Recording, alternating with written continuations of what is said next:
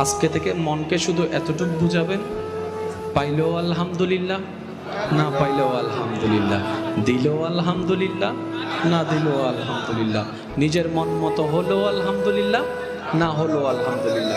এবার আপনার আশেপাশে কিছু মানুষ রূপে শয়তান থাকবে, তারা আপনাকে একটু পুশ করবে, এগুলো কি ধরনের কথা বলছো, তুমি কি হার মেনে গেলে নাকি, তোমাকে যে গালি দিল তোমার মুখটা কেন বন্ধ ছিল, উত্তর দিতে পারো নাই।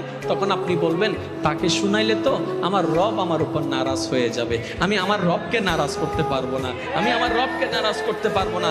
কেউ একজন আপনাকে এসে বলবে, সে একটা মার দিয়েছে তুমি তিনটা, তুই বল আমি এখন মেরে আসি, আপনি বলবেন যে আমি মাফ করে দিয়েছি। সে বলবে যে এত দিল দরিয়ে কখন থেকে হলি, আপনি বলবেন যে যখন থেকে আমি শুনেছি আমার রব সেই বান্দাকে মাফ করে দেয় যে রবের দিকে তাকিয়ে তার শত্রুকে মাফ করে দেয়।